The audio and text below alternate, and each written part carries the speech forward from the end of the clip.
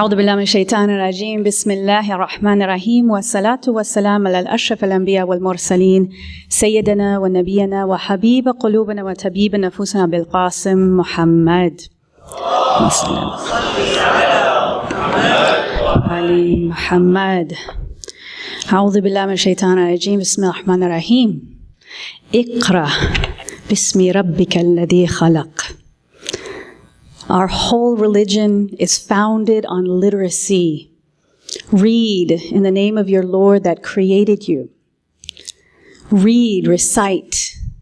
Here's the first command we've been given in our religion. It is the fundamental foundation of this revelation and of our purpose and destiny as human beings on this earth. So here we start. When we look at the traditions of the Ahlul Bayt, what do we see? Imam Ali alayhi salam says, the intellect is the human's most precious asset, for it restores the human being's dignity after humiliation, uplifts the human if he or she falls, guides him or her if they are lost, and gives firmness and rectitude to speech when the human speaks. The intellect, which is the capacity by which you acquire knowledge, by which you do this process of reading, by which you recite and give knowledge as well. It is the intellect that is at the core as well of our faith. And we need to come back to this center, if you will, if we're to talk about literacy in general. Now, the faculty of the intellect, but literacy as well, is the hallmark of a successful and vibrant society. It is the hallmark of a growing and flourishing society. Indeed, this is a key aspect to the growth of humanity in general. And that is why this topic is so relevant today, because literacy is declining at an amazingly rapid rate. And so much is filling that space. And we're going to get to that topic of what exactly is interfering with our development as human beings, not just as Muslims, but as a culture in general, as a human nation. What is happening to the intellect? What is happening to literacy worldwide, globally, that is impacting our evolutionary and our spiritual progress? Now, Islam itself considers the faculty of the intellect to have a fundamental role in the development of human beings. And it emphasizes its employment for free thought and action. Keep those two words in mind. Free thought and action throughout life, so that every person may put to use his or her powers of cognition in order to do what? In order to realize one's genuine humanity. So free thought leading to action is what one does to become fully human. Now, this is from the work of Sayyid Mujtaba Lari and from his book In Ethics and Spiritual Growth. So again, we're seeing that this religion confirms intellect is primary. But what's fascinating is that when you look at the history of Islam, literacy and intellectual development was at its peak in all the cultures from all times. The Islamic Golden Age, as it's called, was a period of time that lasted over 700 years. Why was it significant? Because knowledge and the flourishing of sciences, literature, writing, exploration, discovery was at its peak. And it is exactly what laid the foundation for the Renaissance and the expansion of the New World and the world that we all live in today. Fundamental. And what is its basis? Its basis was the direct command from Allah subhanahu wa ta'ala to read, to explore, to understand life, to understand the universe, to understand one's place in it. What all of these great Muslim thinkers and scientists did was establish this intellectual drive, but all for the purpose of glorifying Allah subhanahu wa ta'ala and to recognizing His majesty and the beauty in the created world.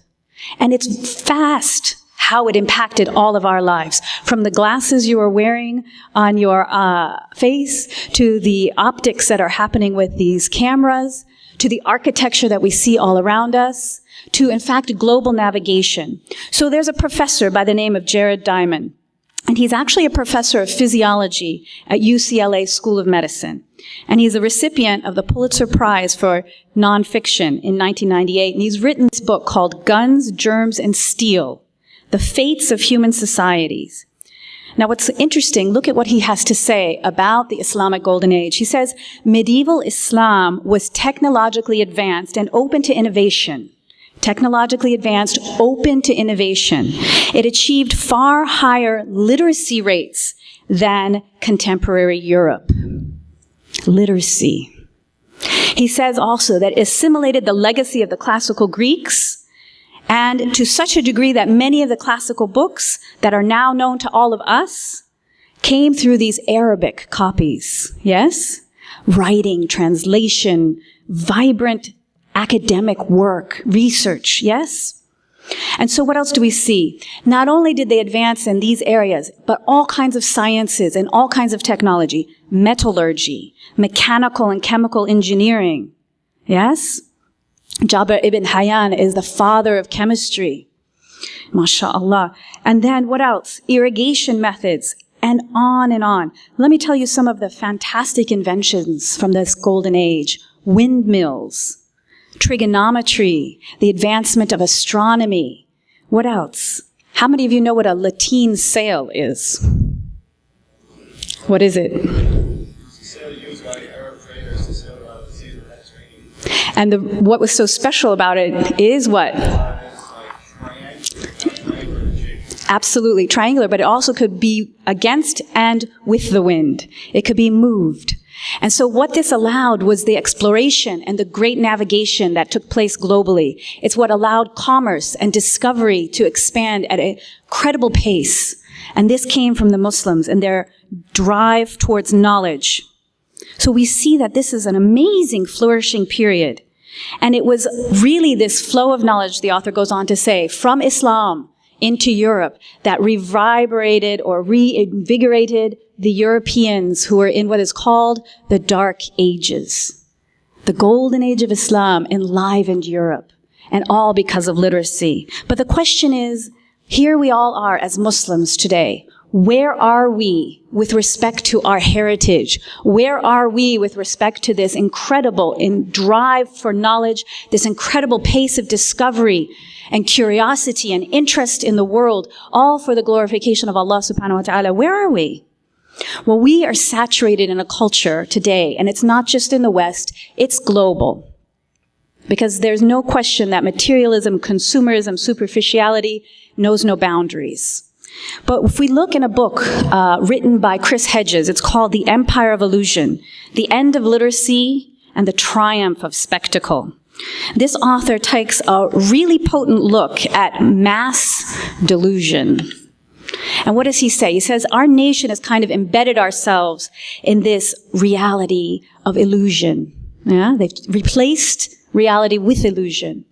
And we've become addicted to violence in many forms, from pornography to professional wrestling to just the worship of idols in the form of celebrities and people who have even no talent whatsoever. So there are personalities that are considered socialites and everybody keeps up with them. You know who I'm talking about.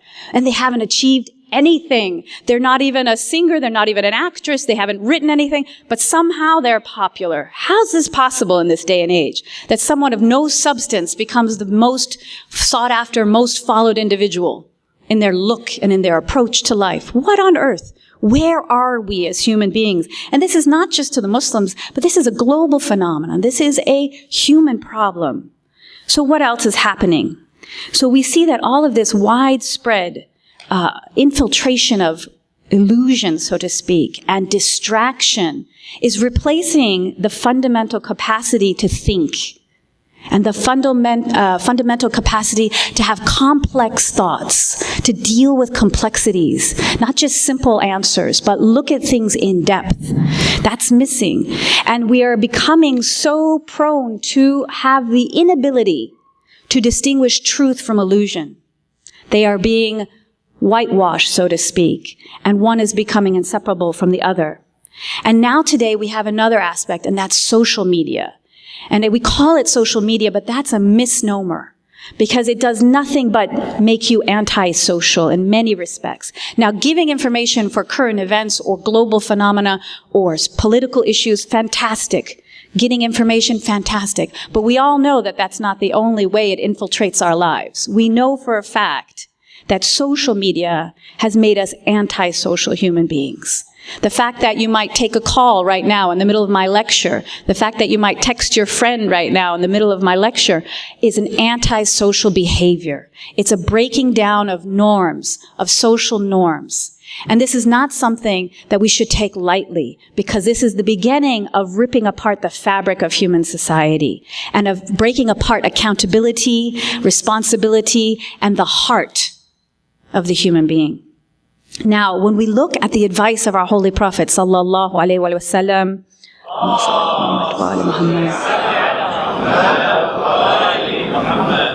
the Holy Prophet encouraged his companions to acquire knowledge and literacy, and with this end, he made it compulsory for the children of his companions to learn to read and write. Compulsory. And on top of that, he encouraged the companions to learn other languages, Syriac, for example, or other local languages within that region, so that they could communicate the knowledge of Islam to others. So learning languages is an advancement of literacy as well. Here in the United States, we're at a great deficit. It is very common right now to travel anywhere in the world and people speak what?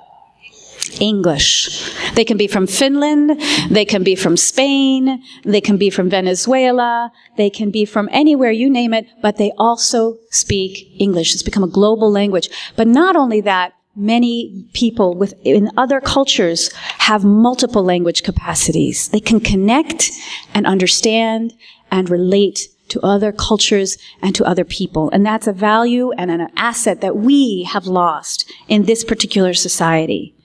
Now, what else does the social media do? Social media renders us as victims, yes, to excessive narcissism, where you are the beginning, middle, and end of everything. And where does that leave you as a believer? It leaves you isolated and alone. It leaves you hopeless. You're the beginning and the end of everything. You are no longer connected to something greater than yourself. And you become a very isolated, lonely, broken human being in the long run, because you have no point of reference but yourself.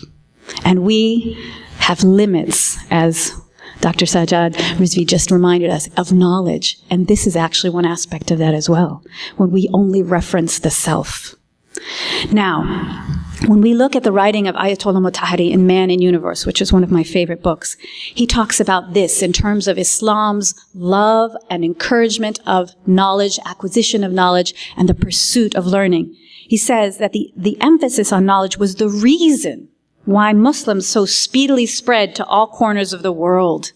It was knowledge that drove them to these places, and it secured the scientific works wherever they went.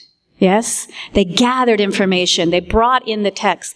They translated them. They coveted them. They took care of them. He says the Muslims not only translated these works, but they took this research and all of this academic pursuit and they advanced it. And so then they became the link of the ancient cultures of Greece, of Rome, of Iran, of Mesopotamia, of India, of Egypt, and they brought that to the modern culture of Europe. He says, in the course of time, the Muslims themselves became the founders of one of the grandest civilization and cultures of all human history, known to the world as the Muslim civilization and culture. Don't let any authors fool you and say the Arabs had this, they call it the Arab Golden Age. It was the Muslim Golden Age, because it was this guidance from Allah subhanahu wa ta'ala that was the impetus for this gathering and pursuit of knowledge. The recognition of Allah's hand in all aspects of life, in all aspects of natural phenomena, in all aspects of celestial phenomena. So this is really important to remember. Now, literacy is tied with our Islamic duties. And as Muslims, the love of knowledge is actually a foundational point that we should all have in our lives. That love of knowledge and literacy is completely within the scope of our belief system. So I invite you all to think about how you can fall in love with books. Because I'm not just talking about Quranic literacy today, which is the foundational element of all this literary movement. The Quran is the basis. And this is a topic I've discussed at other times. And last year we did a Quran clinic to encourage the connection with the Holy Quran and even the awareness, because we're at a deficit. And I often ask my audiences, how many of you know the Art of Tajweed? Raise your hand fully. So if I were to ask you about various mad, or I know Sheikh Arastu definitely can raise his hand, and our other Sheikh, I'm sure.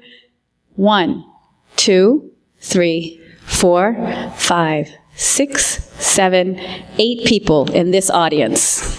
8 people in this audience of, what do we have, about 200 people perhaps, maybe 150.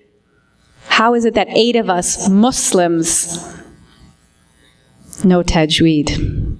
It's a sorry state. We have to access our own holy book. We have to know it inside and out, and we have to know how we give each letter its due. And from there, we have a fundamental basis with which to explore life and to glorify Allah subhanahu wa ta'ala. So when we look again at Islamic history during the 8th century, there was a famous author, but also a polymath. And this is something significant about the Muslim Golden Age. Many of these great writers and thinkers and explorers and scientists were polymaths, meaning they were experts in many fields. Poly meaning multiple, right? They were experts in many fields. Mathema, by the way, means knowledge, all right? So, Al-Jahiz, who was a black Muslim philosopher and man of literature in Basra, Iraq, he authored how many books? 10, 20, 30, 200.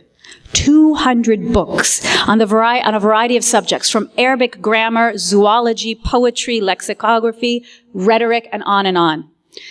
He was someone who was interested and deeply invested in life. And this is unique to the Muslim Golden Age. It was that interest in all aspects of life. And that's missing today.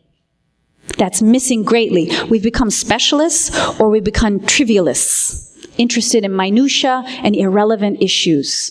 Like, what's the latest this, the latest fad, latest game, how to do this, hairstyle, how to fix your hijab like that, how to, work out and get, abs, I don't know what. We've got all this little minutia information that surrounds us, but it's nothing enriching, and it's nothing that will give us an opportunity to gain more knowledge and more proximity to Allah, or to enliven humanity or heal humanity in any way.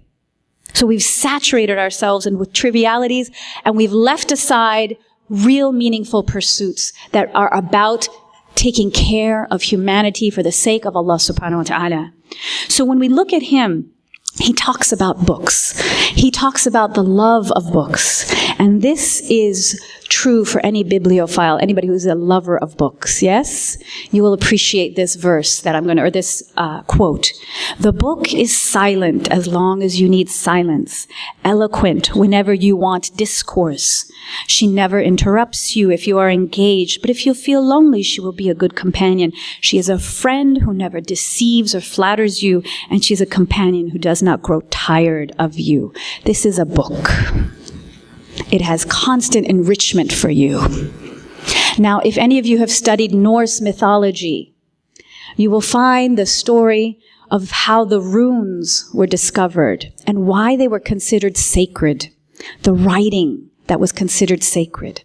It was considered as a tool to speak to those who did not yet exist. It was considered magical, that you could leave something in print for future generations. That's amazing.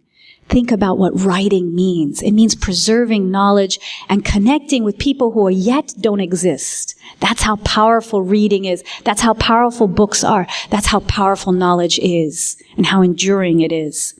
So we have to recognize that our history has this richness. From the 8th century, Muslims produced a prolific amount of books because of two fundamental things. One, that drive to connect to Allah's guidance and to worship Allah and to glorify Him. Also the knowledge of paper making. Yes? What did they do? They recorded their experiments. They recorded their work. They worked on all these translations. And they flourished under the patronage of our 5th and 6th holy Imams. May the peace and blessing of Allah be upon them. Give me a salawat. Allahumma salli ala Muhammad wa ali Muhammad.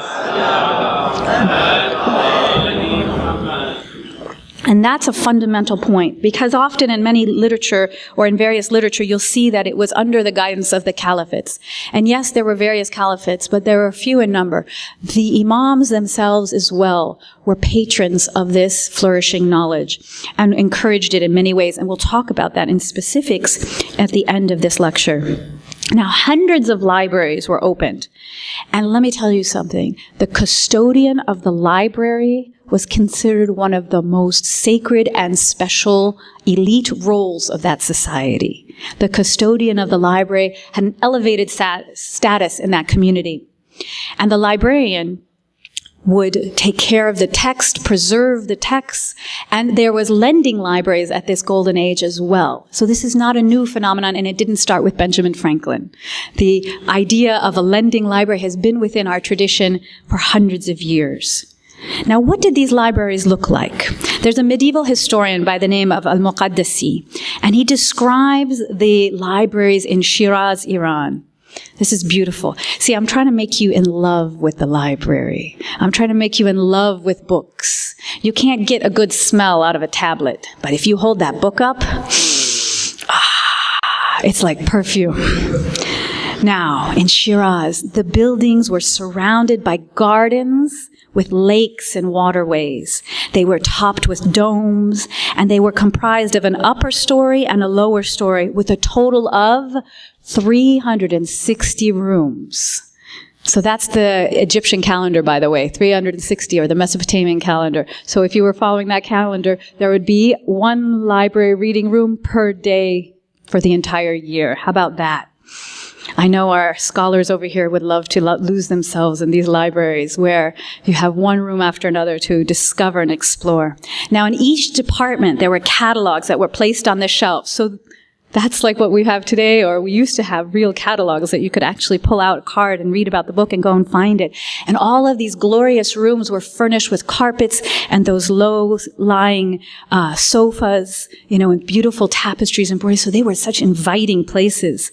Now, these kinds of libraries existed throughout the Muslim world, in Cordoba, in Cairo, in Baghdad, and they were spacious with all these rooms for different uses. Shelved galleries would be everywhere. There would be reading rooms, and there would be copying rooms. So their manuscripts would be copied by hand. No technology like we have today, the copier machine, right? The Xerox and so forth. No, this was done by hand. There were also meeting rooms where scholars would come together and have gatherings, have events even. So this was a flourishing intellectual environment. These places were also well lit and comfortable, carpeted, and very inviting. Isn't that beautiful? That's part of our history. Now I want to come back to today. Here we are in a media-saturated world. What do we see? And what are the impacts from this environment we find ourselves in today? In fact, the question I have for you is, how do we see through this media fog? Because we're saturated with information, but it doesn't necessarily mean much to us, nor does it necessarily penetrate, right? How do we navigate the virtual world to become real human beings? That's the question. Now we have this beautiful heritage, this rich heritage. How do we navigate this virtual world today to still become real and authentic human beings? And how can we discern the effects of technology versus the benefits? Because without a doubt, with every new development in society, there's a cost and there's a benefit. And these costs must be examined carefully, because we don't want to go into something blindly.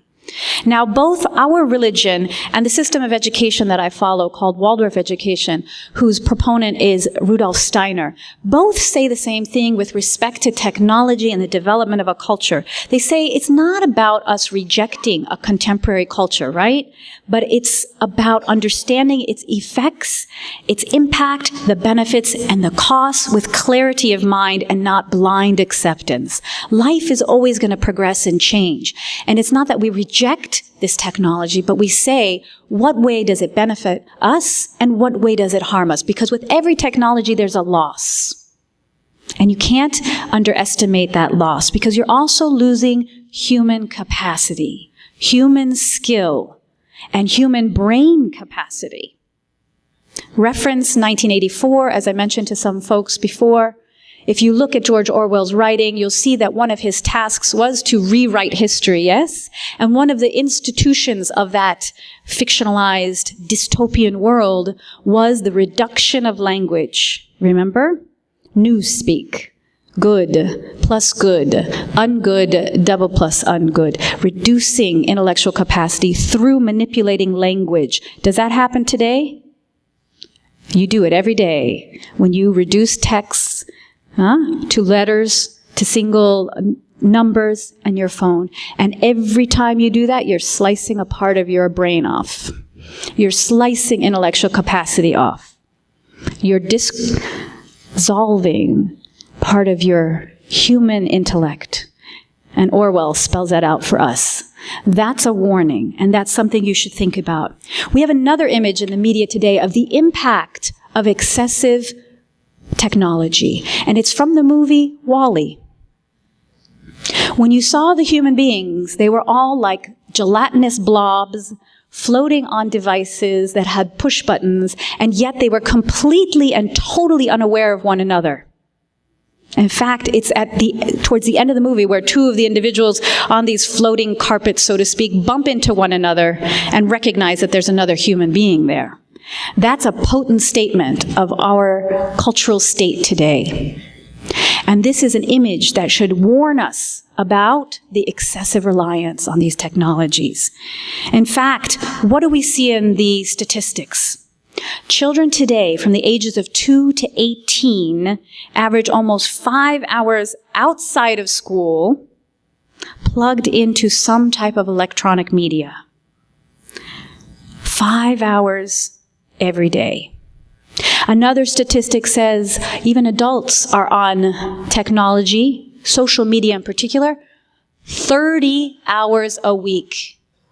30 hours a week is practically an entire work week. 30 hours a week of human potential being dissolved and drained away. Now, what do we see with this technology? We see that it's addictive. We see that it's almost impossible to part with it. You see when a parent says to a child, no, time to turn the TV off, do they ever go, oh, okay, Mom, yeah, no problem? No, you don't see that at all. You see kicking and screaming and frustration, anxiety, and you also see that they spin off after this boob tube, so to speak, time. Why is that? Because they have all this pent-up energy that has to be released, all this physical reaction to what they've observed that has to be released. And so you see it's caused something in them. And you have to recognize that in our religion, we are meant to be, what did I say in the beginning? Free thinkers, yes? And in order to be free, you have to not be an addict. You have to not be an addict. And addiction makes you a slave. So on Thursday, Sayyid Sulaiman Hassan Abedi gave a talk, To Be Free. And the description of the lecture that was in your books says, from a hadith from Imam Ali alayhi salam, be not a slave unto others, for God has created you free. Be not a slave unto others, for God has created you free. Meaning, here in this context, these devices, this social media, these technologies, these video games, and on and on and on, have become things like shackles of the human mind and the human will. And it's not a small thing. So what I advise you is to remember that you're not sheep. We don't huddle like sheep for safety. Isn't that right? Don't you see packs of sheep, they huddle together? We're not sheep.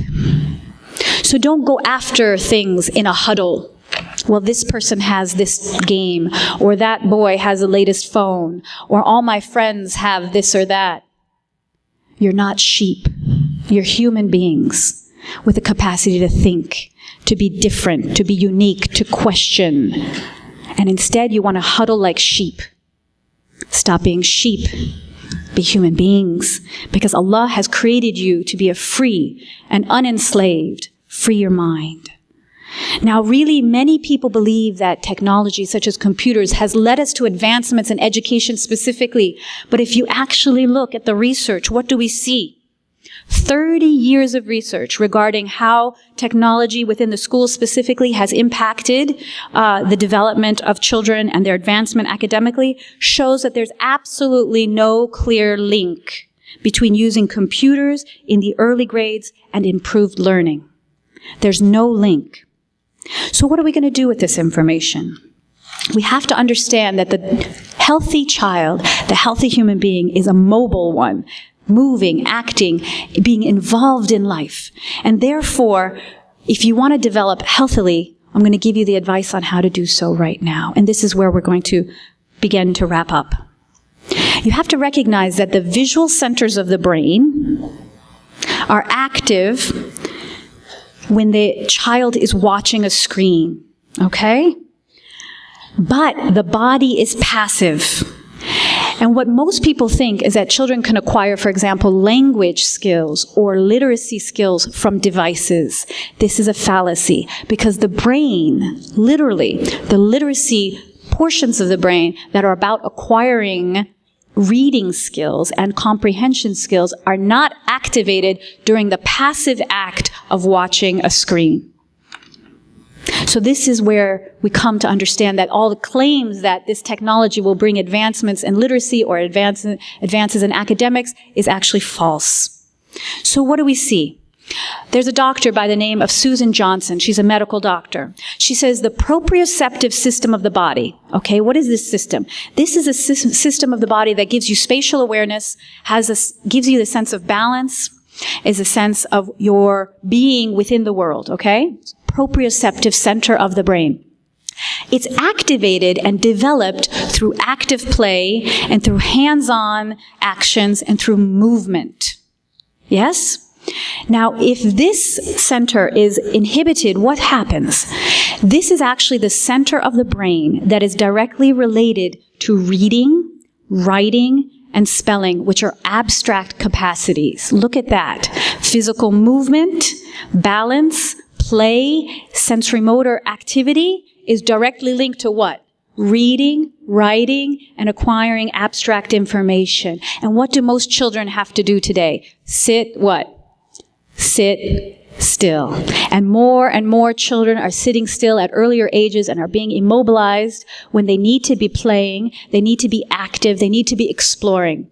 So I want to give a real shout out to Muhammad Islami and all of the young women and men who participated in the program for the youth here, because it was a hands-on, active, involved way in which to teach, and that's exactly what these kids needed.